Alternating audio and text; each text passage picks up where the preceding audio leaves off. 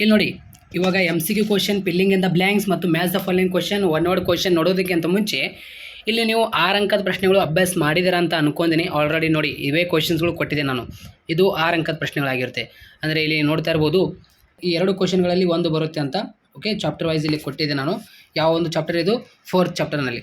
ಅದೇ ರೀತಿ ಇಲ್ಲಿ ಪಾರ್ಟ್ 1ನಲ್ಲಿನ 4th ಚಾಪ್ಟರ್ ಆಯಿತು. ಇದು ಪಾರ್ಟ್ 2ನಲ್ಲಿನ 5th ಚಾಪ್ಟರ್ನಲ್ಲಿ ಈ 2 ಪ್ರಶ್ನೆಗಳಲ್ಲಿ ಒಂದು ಬರುತ್ತೆ. ಇದೇ ಬರುತ್ತೆ ಹೆಚ್ಚಾಗಿ.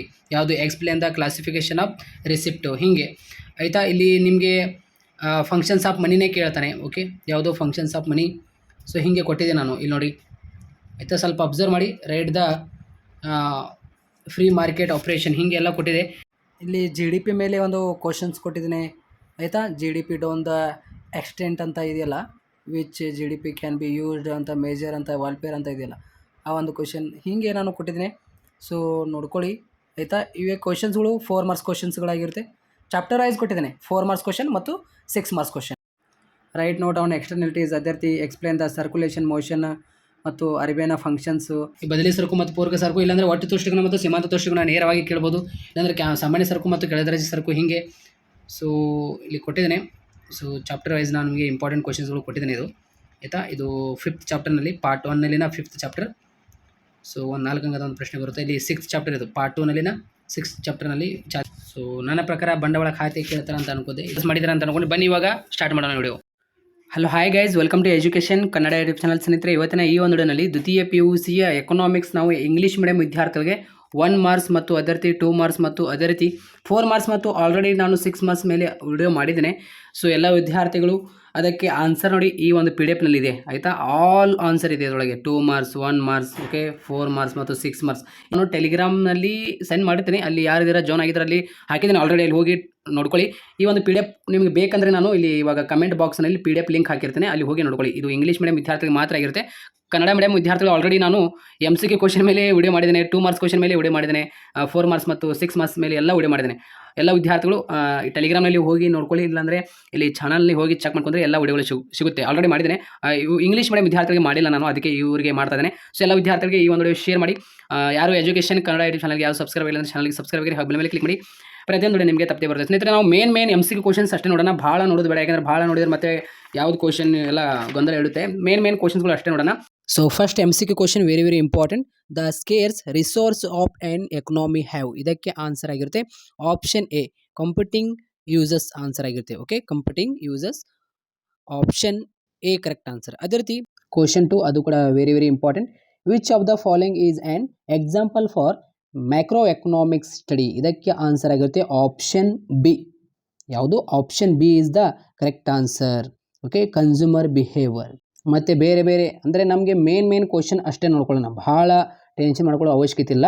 Central problems of an economy includes, ಇದಕ್ಕೆ ಆಲ್ ಆಫ್ ದ ಅಬೋವ್ ಆಯಿತಾ. ಅದೇ ರೀತಿ traditional the subject matters of economics has been studied ನೋಡಿ under the following broad branches, ಇದಕ್ಕೆ ಆನ್ಸರ್ ಆಗುತ್ತೆ ಮೈಕ್ರೋ ಮತ್ತು ಮ್ಯಾಕ್ರೋ ಎಕನಾಮಿಕ್ಸ್. ಓಕೆ, ಮೈಕ್ರೋ ಮತ್ತು macro economics, option A.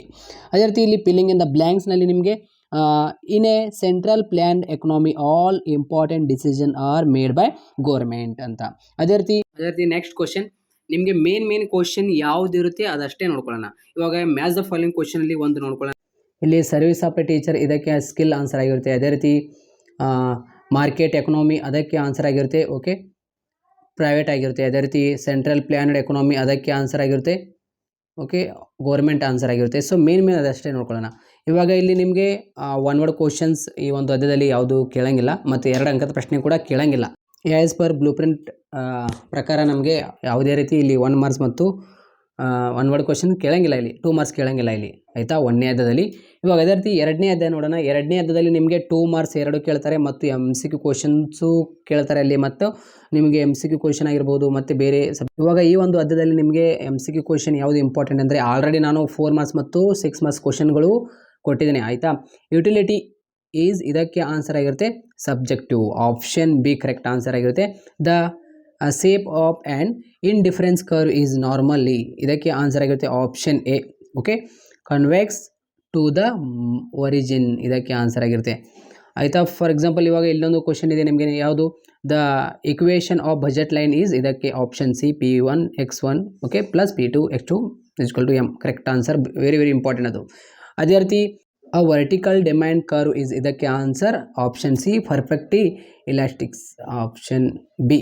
Want satisfying capacity of commodity is utility. ಅದೇ ರೀತಿ income increase the demand curve for normal goods shifts, ಇದಕ್ಕೆ towards, ಇದಕ್ಕೆ answer ಆಗಿರುತ್ತೆ right word. Correct answer ಆಗುತ್ತೆ. The demand for a good move in the dash direction of it is price, ಇದಕ್ಕೆ opposite. Correct answer ಆಗಿರುತ್ತೆ. ಆಯಿತಾ, 5ನೇ ಪ್ರಶ್ನೆ, ಇದು ಇಂಪಾರ್ಟೆಂಟ್ ಏನಿಲ್ಲ. ಅದೇ ರೀತಿ ಇದು ನಿಮಗೆ ಮ್ಯಾಚ್ ದ ಫಾಲೋಯಿಂಗ್ ಕ್ವಶನಲ್ಲಿ ಒಂದು ಡಿಮ್ಯಾಂಡ್ ಕರ್ವ್, ಇದಕ್ಕೆ ಆನ್ಸರ್ ಆಗಿರುತ್ತೆ option B. Okay, downward sloping. ಅದೇ ರೀತಿ ಲೈನರ್ ಡಿಮ್ಯಾಂಡ್ ಕರ್ವ್, ಇದಕ್ಕೆ ಓಕೆ ಆಪ್ಷನ್ ಎ. ಅದೇ ರೀತಿ ನಿಮಗೆ ಕಾಂಪ್ಲಿಮೆಂಟ್ರಿ ಗೂಡ್ಸ್ ಅಂತ ಇದೆಯಲ್ಲ, ಅದಕ್ಕೆ ಆನ್ಸರ್ ಆಗಿರುತ್ತೆ 4ನೇದಕ್ಕೆ, ಅದು ಪೆನ್ ಆ್ಯಂಡ್ ಇಂಕ್ ಅಂತ, ಅದು ಇಂಪಾರ್ಟೆಂಟ್ ಆಗಿರುತ್ತೆ. ಮತ್ತು ಇನ್ ಡಿಫರೆನ್ಸ್ ಮ್ಯಾಪ್, ಅದಕ್ಕೆ ಆನ್ಸರ್ ಆಗಿರುತ್ತೆ a family of indifference curve. ಹೀಗೆ ಮೇನ್ ಅಷ್ಟೇ ನೋಡ್ಕೋಬೇಕು. Expand MRS, okay marginal rate of substitution, ಈ ಒಂದು ಪ್ರಶ್ನೆ ಹೀಗೆ. ಸೊ ನೋಡ್ಕೊ. ಅದೇ ರೀತಿ ಇಲ್ಲಿ 2 ಅಂಕದ ಪ್ರಶ್ನೆ, what do you mean by inferior goods with example. Okay, inferior goods are those goods for which the demand increase with the fall in a income of consumer. Okay, vice versa ಅಂತ ಇಲ್ಲಿ ಕೊಟ್ಟಿದ್ದಾರೆ. That is there will be okay negative relationship between income of consumer and demand of for inferior goods ಅಂತ ಇಷ್ಟೇ ಬರೀರಿ ಸಾಕು. ಆಯಿತಾ, for example ಇವಾಗ low quality ಗೂಡ್ಸ್ಗಳು ಇರುತ್ತಲ್ಲ, ಓಕೆ ಏನು ನಾವು ಕನ್ನಡದಲ್ಲಿ ಒನವೆ ಆರಕ ಅಂತ ಅಂತೀವಲ್ಲ ಹಾಗೆ. ಸೊ ಹೀಗೆ ಇವಾಗ ಈ ಒಂದು ಪ್ರಶ್ನೆ ಕೂಡ very very important. What is monotonic okay preference, ಈ ಒಂದು ಪ್ರಶ್ನೆಗೆ answer a consumer preference are said to monotonic if and only if between only 2 bundles the consumer reference okay bundle which has more at least okay one of the goods and no less of the other goods as compared to the other bundle ಅಂತ ಇಷ್ಟೇ ಬರೀರಿ. ಭಾಳ ಅತಿ ಓರಾಗಿ ಬರೆಯಕ್ಕೆ ಹೋಗ್ಬೇಡ್ರಿ, ಇಷ್ಟೇ ಬರೆದ್ರೆ ನಮಗೆ 2 marks ಕೊಡ್ತಾರೆ. State the law of demand, ಈ ಒಂದು ಪ್ರಶ್ನೆ very very important. Law of demand state that other things being equal okay there is a negative relation between demand for a commodity and it is price ಅಂತ ಇಷ್ಟೇ answer ಬರೀರಿ ಸಾಕು. Mention 2 different approaches okay which explain consumer behaviour, ಈ ಪ್ರಶ್ನೆ very very important ಆಗಿರುತ್ತೆ. ಯಾವುದು ಇವಾಗ ಇಲ್ಲಿ ಕಾರ್ಡಿನಲ್ ಯುಟಿಲಿಟಿ ಅನಲೈಸ್ ಆಗಿರ್ಬೋದು. ಅದೇ ರೀತಿ ಕಾರ್ಡಿನಲ್ ಯುಟಿಲಿಟಿ ಅನಲೈಸ್ ಇಲ್ಲಿ 2 ಕೊಟ್ಟಿದ್ದಾರೆ. Okay, law of diminishing marginal utility, ಅದೇ ರೀತಿ indifference curve analyse. Okay 2 ಇದು 7 ಕ್ವಶನ್ ಏನಿದೆಲ್ಲ. What do you mean by price elasticity of demand ಅಂತ ಕೇಳಿದರೆ ಇದು ಕೇಳಿದ್ದಾರೆ 2024 ಮಾಡಲ್ ಕ್ವಶನ್ ಪೇಪರ್ನಲ್ಲಿ. ಸೊ ಇದರೊಳಗಿಂದು ಯಾವ್ದಾರು 2 ಬಂದೇ ಬರುತ್ತೆ ನೋಡಿ ಆಯಿತಾ, ನಾಳೆ ಎಕ್ಸಾಮ್ನಲ್ಲಿ ಆಯಿತಾ. ಇವಾಗ 3rd ಚಾಪ್ಟರ್ ನೋಡೋಣ. 3rd ಚಾಪ್ಟರ್ನಲ್ಲಿ ನಿಮಗೆ ಇವು ನೋಡಿ, ಈ PDF ಲಾಂಗ್ ಕ್ವಶನ್ಸ್ಗಳಿಗೆ ಆನ್ಸರ್ ಇದೆ ಆಯಿತಾ. ನಿಮಗೆ ಮೇನ್ ಅಷ್ಟೇ ನೋಡ್ಕೊಂಡು ಬಿಡೋಣ ರೀ. The formula production of okay functions is, ಇದಕ್ಕೆ ಆಪ್ಷನ್ ಎ ಕರೆಕ್ಟ್ ಆನ್ಸರ್ ಆಗಿರುತ್ತೆ. 3rd question is very very important. The change in output per unit of the change in input is called, ಇದಕ್ಕೆ marginal product, option A correct answer ಆಗುತ್ತೆ. Cobb Douglas production function, ಇದಕ್ಕೆ answer ನೋಡಿ option C correct answer. Okay, Q = ಅಂತ ಇದೆಯಲ್ಲ, ಇದು option C correct answer ಆಗಿರುತ್ತೆ. ಅದೇ ರೀತಿ TC = TFC + TC, option C correct answer ಆಗುತ್ತೆ. ಇಲ್ಲಿ ನಿಮಗೆ ಫಿಲ್ಲಿಂಗ್ ಇನ್ ದ ಬ್ಲ್ಯಾಂಕ್ಸ್ನಲ್ಲಿ ಮೇ ಬಿ ಇಂಪಾರ್ಟೆಂಟ್ ಯಾವುದಂದರೆ marginal product and average product curves are okay inverse U okay inverse U in shape ಅಂತ. ಅದೇ ರೀತಿ SMC curves cuts the AVC curves at the minimum okay point of AVC, ಇದು very very important question ಆಯಿತಾ, AVC points. ಅದೇ ರೀತಿ ಇಲ್ಲಿ match the following ಕ್ವಶನಲ್ಲಿ ನೋಡಿ ನಿಮಗೆ CRS ಅಂದ ತಕ್ಷಣ ಇದಕ್ಕೆ ಆನ್ಸರ್ ಆಗಿರುತ್ತೆ ಕನ್ಸ್ಟಂಟ್ ರಿಟರ್ನ್ ಸ್ಕೇಲ್ ಆಗಿರುತ್ತೆ. ಅದೇ ರೀತಿ SAC ಅಂದ ತಕ್ಷಣ ನಿಮಗೆ ಶಾರ್ಟ್ ರನ್ ಎವರೇಜ್ ಕಾಸ್ಟ್. ಅದೇ ರೀತಿ LRAC, ಇದಕ್ಕೆ answer long run average cost, option B. ಅದೇ ರೀತಿ ಇಲ್ಲಿ TFC + TVC, ಇದಕ್ಕೆ ಆನ್ಸರ್ ಆಗಿರುತ್ತೆ ಆಪ್ಷನ್ ಇ TC. ಓಕೆ, ಅಂದರೆ ನಾವು ಟೋಟಲ್ ಕಾಸ್ಟ್ ಕಂಡುಹಿಡಬೇಕಂದ್ರೆ ಹೀಗೆ ಅದು ಒಂದು ಪ್ರಾಬ್ಲಮ್ ಇದೆ ಅದು ಆಯಿತಾ. SMC, ಇದಕ್ಕೆ ಆನ್ಸರ್ ಆಗಿರುತ್ತೆ ಆಪ್ಷನ್ ಎ. ಹೀಗೆ ಮೇನ್ ಕ್ವಶನ್ಸ್ಗಳು ಅಷ್ಟೇ ನೋಡ್ಕೊಂಡು. ಸಪೋಸ್ ಒಂದು ವೇಳೆ ಇಲ್ಲಿ ನಿಮಗೆ ಒನ್ ವರ್ಡ್ ಕ್ವಶನ್ ಯಾವುದು ಇಂಪಾರ್ಟೆಂಟ್ ಇದ್ದರೆ give the meaning of marginal product.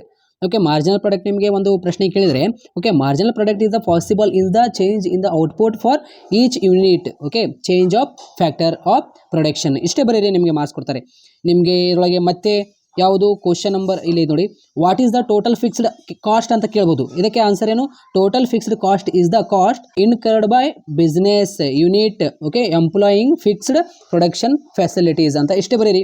What is ನಿಮಗೆ ಎವರೇಜ್ ಫಿಕ್ಸ್ಡ್ ಕಾಸ್ಟ್ ಅಂತ ಕೇಳಿದ್ರೆ the fixed cost per unit of goods produce is called average fixed cost ಅಂತ ಇಷ್ಟೇ ನೋಡ್ರಿ ಆನ್ಸರ್ ಆಯಿತಾ. ಇದರೊಳಗೊಂದು ಯಾವುದಾದ್ರು ಒಂದು ಬರ್ಬೋದು ಆ್ಯಸ್ ಪರ್ ಬ್ಲೂ ಪ್ರಿಂಟ್ ಪ್ರಕಾರ ಕೊಟ್ಟಿದ್ದೀನಿ.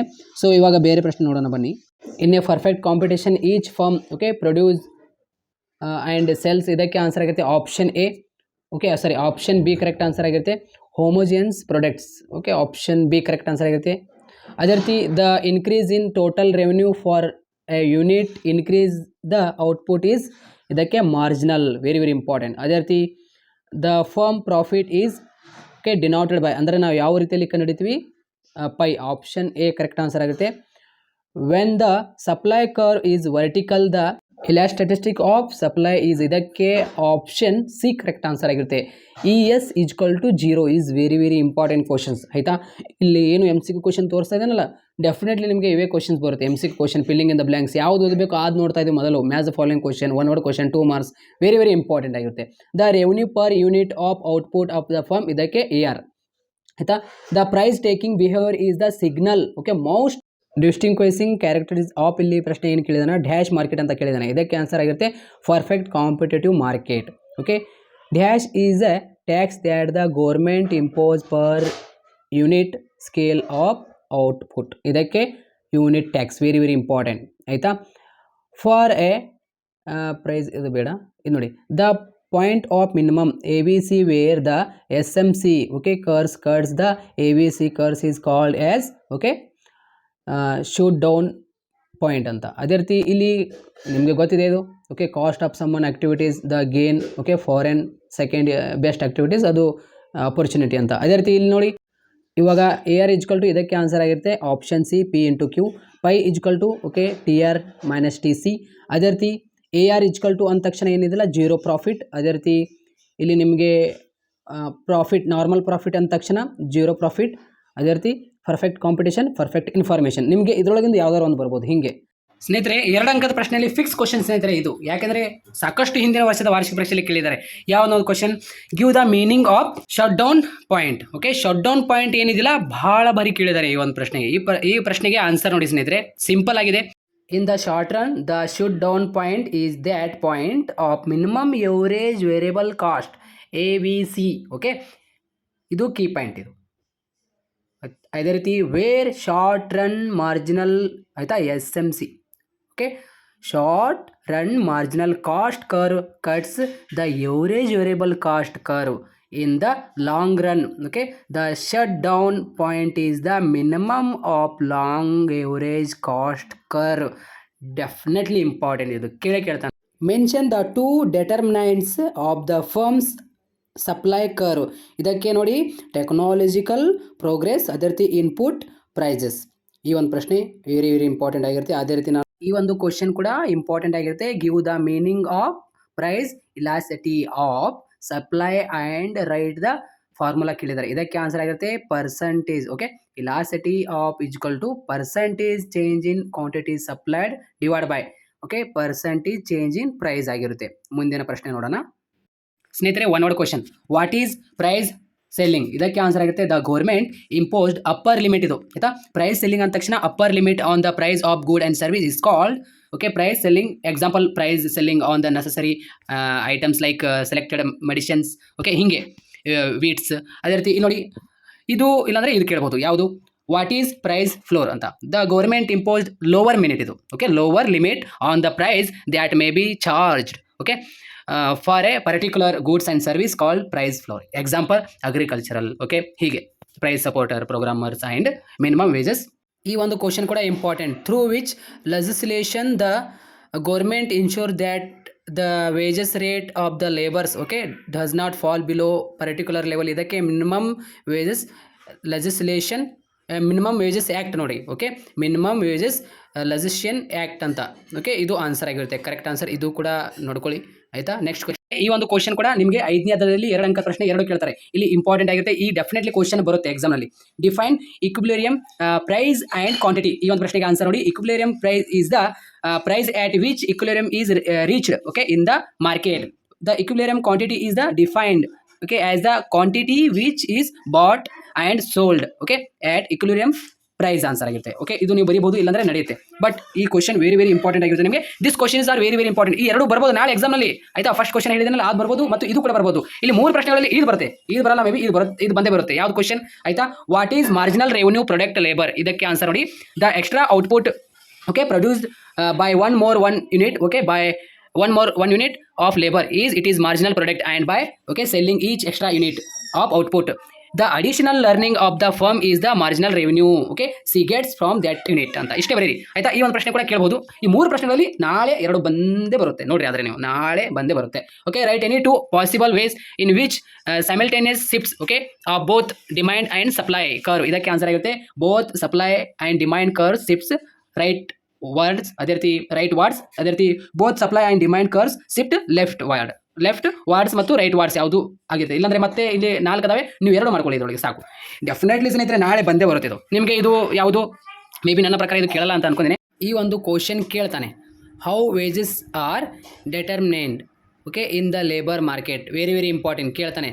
The equilibrium wages is determined at the point where the upward sloping okay supply curve with the downward sloping ಆಯ್ತಾ. Demand curve meet at this point the labor that households okay want to supply equals the labor that business units want to hire. ಈ ಒಂದು question very important ಆಯಿತಾ. ಶ್ರಮದ ಮಾರುಕಟ್ಟೆಯಲ್ಲಿ ಕೂಲಿಯ ಹೇಗೆ ನಿರ್ಧಾರವಾಗುತ್ತದೆ ಅಂತ Kannada medium ವಿದ್ಯಾರ್ಥಿಗಳಿಗೆ ಇದು ವೆರಿ ಇಂಪಾರ್ಟೆಂಟ್ ಕ್ವಶನ್ ಸ್ನೇಹಿತರೆ ಆಯಿತಾ. ಮತ್ತು ಆಯಿತಾ ನೆಕ್ಸ್ಟ್ ಕ್ವಶನ್ ನೋಡೋಣ ಸ್ನೇಹಿತರೆ. ಮೇನ್ MCQ ಕ್ವಶನ್ ಆಯಿತಾ. ನಮಗೆ ಬ್ಲೂ ಪ್ರಿಂಟ್ ವೈಸ್ ನಮಗೆ MCQ ಕ್ವಶನ್ ಬರುತ್ತೋ ಇಲ್ಲ ಕನ್ಫರ್ಮ್ ಗೊತ್ತಿಲ್ಲ. ಬಟ್ MCQ ಕ್ವಶನ್ ಇಲ್ಲಿ ನಾನು ಎಷ್ಟು ಇಲ್ಲಿ ಹೇಳಿದ್ದೀನಲ್ಲ ಡೆಫಿನೆಟ್ಲಿ ನಿಮ್ಮದು ಕವರ್ ಆಗಿಬಿಡುತ್ತೆ. ಏನು ವರಿ ಮಾಡ್ಕೊಂಡು ಹೋಗಬೇಡಿ ಆಯಿತಾ.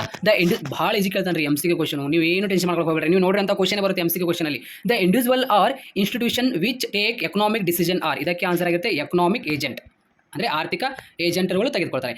ಇನ್ 1936 ಬ್ರಿಟಿಷ್ ಎಕನಾಮಿಸ್ಟ್ ಯಾರು JM Keynes published his celebrated book. ಇದಕ್ಕೆ ಆನ್ಸರ್ ಆಗುತ್ತೆ option C general theory of employment okay interest and money.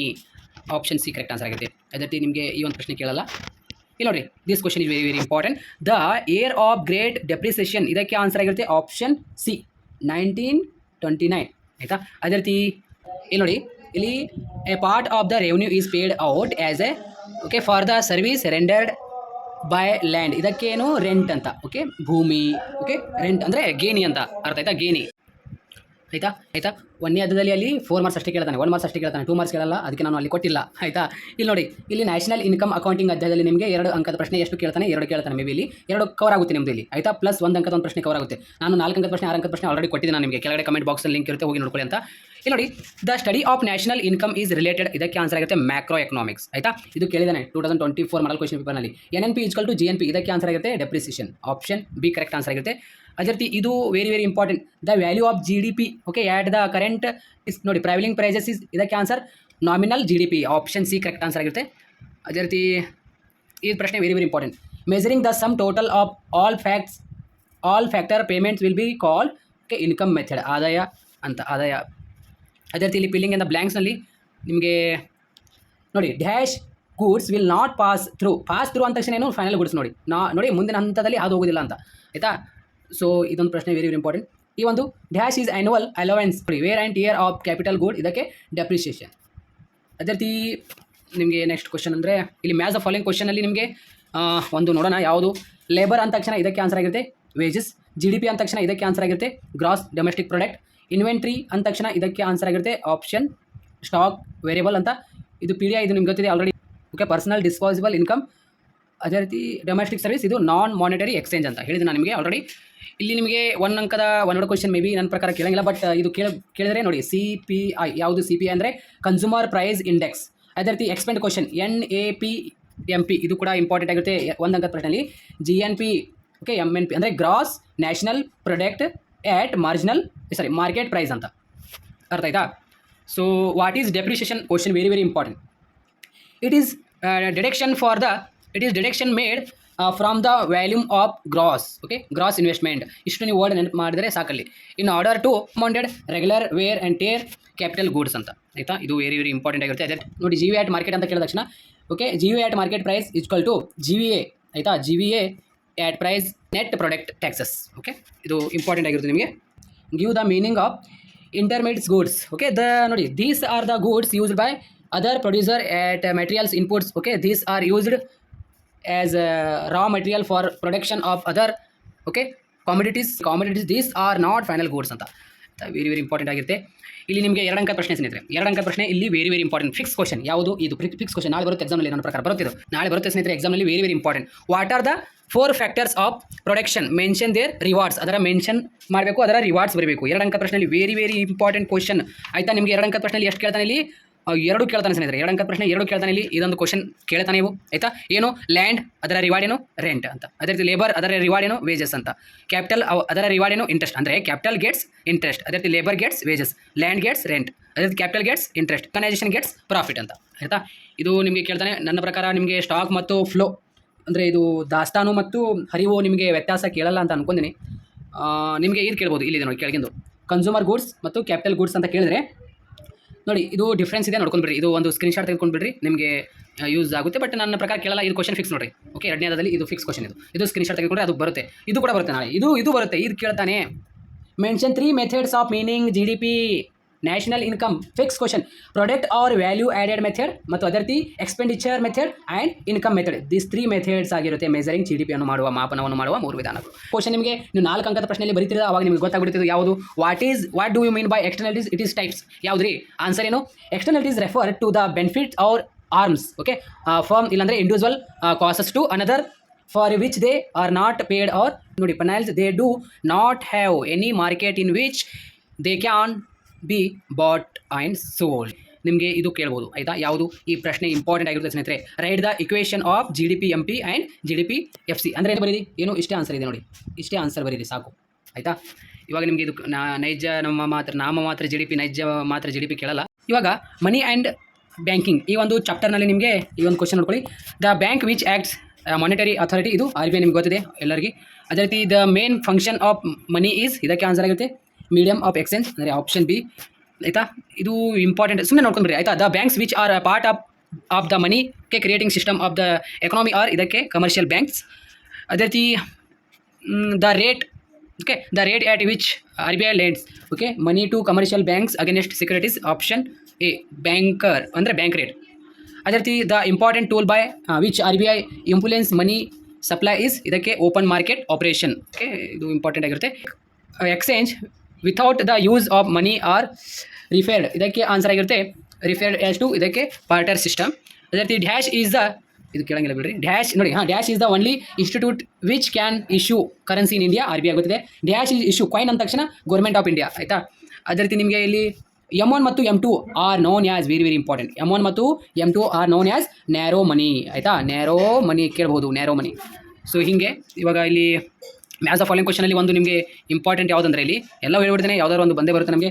M1 ಮತ್ತು M2 ಓಕೆ, ಇದಕ್ಕೆ ಆನ್ಸರ್ ಆಗಿರುತ್ತೆ ಬೋರ್ಡ್ ಮನಿ, ನಿಮ್ಗೆ ಗೊತ್ತಿದೆ. ಅದೇ ರೀತಿ ಮನಿ ಇದಕ್ಕೆ ಆನ್ಸರ್ ಆಗಿರುತ್ತೆ ಸ್ನೇಹಿತರೆ ಬೋರ್ಡ್ ಮನಿ. ಇದು ಏನು ಮೀಡಿಯಮ್ ಆಫ್ ಎಕ್ಸ್ಚೇಂಜ್. ಅದೇ ರೀತಿ ರೀಪರ್ಚೇಜ್ ಅಗ್ರಿಮೆಂಟ್. ಓಕೆ, ರೀಪರ್ಚೇಜ್ ಅಗ್ರಿಮೆಂಟ್ ಇದು ನೋಡ್ಕೊಳ್ಳಿ, ಹೊಸದಾಗಿ ಬಂದಿದೆ. ಅಂದರೆ ಮರು ಒಪ್ಪಂದ. ಆಯಿತಾ? ಮರು ಖರೀದಿ ಒಪ್ಪಂದ. ರೀಪರ್ಚೇಜ್ ಅಗ್ರಿಮೆಂಟ್ ಇದಕ್ಕೆ ಆನ್ಸರ್ ಆಗಿರುತ್ತೆ ರೇಪೋ. ಓಕೆ, ರೇಪೋ ಆನ್ಸರ್ ಆಗಿರುತ್ತೆ. ಅದೇ ರೀತಿ ಸರ್ಕ್ಯುಲೇಷನ್ ಆಫ್ ಕಾಯಿನ್. ಓಕೆ, ಇದಕ್ಕೆ ಆನ್ಸರ್ ಆಗಿರುತ್ತೆ ಗೌರ್ಮೆಂಟ್ ಆಫ್ ಇಂಡಿಯಾ, ನಿಮ್ಗೆ ಗೊತ್ತಿದೆ. ಅದೇ ರೀತಿ ಇಲ್ಲಿ what do you mean by barter system ಅಂತ ನಿಮಗೆ ಪ್ರಶ್ನೆ ಕೇಳಿದರೆ, the economic exchange without the meditation of money is called barter system. ಅದು ಕೇಳಂಗಿಲ್ಲ ನಿಮಗೆ. ಟೈಮ್ ಡಿಪಾಸಿಟ್ ಕೇಳಲ್ಲ. ಆಯಿತಾ? ಇವು ಕ್ವಶನ್ಸ್ ನಿಮಗೆ ಕೇಳಂಗಿಲ್ಲ ಇಲ್ಲಿ. ಆಯಿತಾ? ಪಿಯೇಟ್ ಹಣ ಏನು ಕೇಳಲ್ಲ. ಓಕೆ, ಇದೊಂದು ನೋಡ್ಕೊಳ್ಳಿ, ಏನು cash reserve ratio. Okay, CRR ಅಂದ ತಕ್ಷಣ ಕ್ಯಾಶ್ ರಿಸರ್ವ್ ರೇಷಿಯೋ ಕೇಳಂಗಿಲ್ಲ. ಬಟ್ ನೋಡ್ಕೊಳ್ಳಿ, ಇದರೊಳಗೆ 2 ಮಾರ್ಕ್ಸ್ ಒಂದು ಕೇಳಲ್ಲ. ಇಲ್ಲಿ ನೋಡಿ ನಿಮಗೆ ಇಲ್ಲಿ 4th ಚಾಪ್ಟರ್ನಲ್ಲಿ ಏನು ಒಂದು 2 ಅಂಕದ ಒಂದು ಪ್ರಶ್ನೆ, ಒಂದು ಅಂಕದ ಪ್ರಶ್ನೆ 2 ಕೇಳ್ತಾರೆ. ಇಲ್ಲಿ ನೋಡೋಣ ಯಾವುದು ಇಂಪಾರ್ಟೆಂಟ್ ಅಂತ. ಇಲ್ಲಿ ಇವಾಗ consumption which is independent of income is called, ಇದಕ್ಕೆ ಆನ್ಸರ್ ಆಗಿರುತ್ತೆ ಆಟೋನೋಮಸ್ ಕನ್ಸಂಪ್ಷನ್ ಆಯಿತಾ. Option B.